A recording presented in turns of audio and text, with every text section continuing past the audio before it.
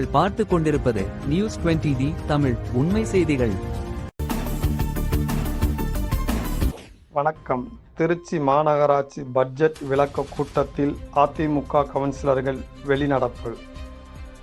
இது குறித்து AIADMK councillor Coco Ambikapathy கூறும்போது, கடந்த பட்ஜெட்டில் 110 கோடிக்கு வெள்ள தடுப்பு சுவர் கட்டப்படுவதாக அறிவிக்கப்பட்டுள்ளது. அந்த திட்டத்தையும் நிறைவேற்றவில்லை. பஞ்சப்பூர் பேருந்து முனையம் முன்பாக விபத்துகளை தடுக்க என மேம்பாலம் கட்டவில்லை என கேள்வி எழுப்பினேன். அதற்கு மேயர் உங்கள் பொதுச் செயலாளரிடம் சொல்லி பிரதமரிடம் நிதி ஒதுக்குங்கள் என கேலி செய்கிறார்கள். இதனால் வெளிநடப்பு செய்தோம். இது பற்றி கேள்வி எழுப்பினால் எங்களை அவமதிக்கிறார்கள் என்றார். தொடர்ந்து மாநகராட்சி அதிமுக கொறடா சி அரவிந்தன் கூறும்போது, பஞ்சப்பூரில் ரூபாய் 250 கோடி செலவில் கட்டப்பட்ட லாரி முனையம் இதுவரை பயன்பாட்டுக்கு வரவில்லை. இது தொடர்பாக மாநகராட்சியில் கேள்வி எழுப்பிய போது மேயர் பதிலளிக்காமல் அவரது தூண்டுதலின் பேரில் திமுக கவுன்சிலர் கேலியும் கிண்டலும் செய்தனர். அதனால் நாங்கள் வெளிநடப்பு செய்கிறோம் என்றார். நியூஸ் 20D தமிழ் செய்திகளுக்காக திருச்சி செய்தியாளர் எச் பஷீர். உண்மை செய்திகளை உடனுக்குடன் தெரிந்து கொள்ள நியூஸ் 20D தமிழ் செய்திகளை விவாத கூட்டத்தில் அவங்களோட கூட்டணி கட்சி மாமன்ற உறுப்பினர்கள் பட்ஜெட்டை புகழ்ந்து பேசி அவங்க நிறைவேற்றுறாங்க.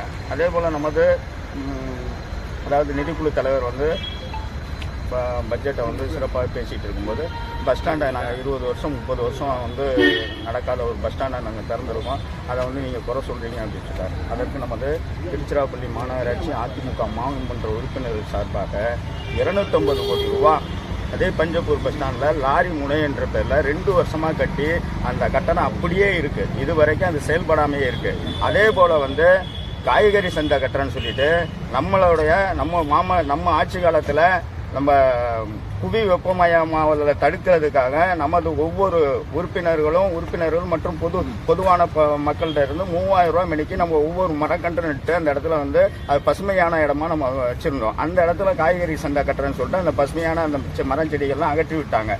இன்னைக்கு அது இந்த புவி வெப்பமயதலுக்கு அது ஒரு காரணமாக இருக்குது. இந்த இடத்துல 50 கோடி ரூபா மதிப்பில் பழைய காய்கறி சந்தை புனரமைக்கிறேன்னு சொல்லிட்டு இது வரைக்கும் அது கட்டலை. இப்போ கேட்டால் காய்கறி சந்தை கட்டினதுக்கு அப்புறம் லாரி முனையம் செயல்படுன்னு சொல்றாங்க. எதை செய்யறதுக்கு முன்னாடி எதை செஞ்சு இப்ப இந்த ஒரு மிகப்பெரிய மாநகராட்சியோட வருமானத்தை அந்த இடத்துல அதாவது வரியை கொண்டு போய் பொதுமக்களோட வரியை கொண்டு போய் அந்த இடத்துல வீணடிக்கப்பட்டிருக்கு. அதே போல பஞ்சப்பூர் பஸ் நிலையம் திறக்கிறதுக்கு முன்னாடி ஒரு மேம்பாலம் கட்டாயம் கட்டணும்.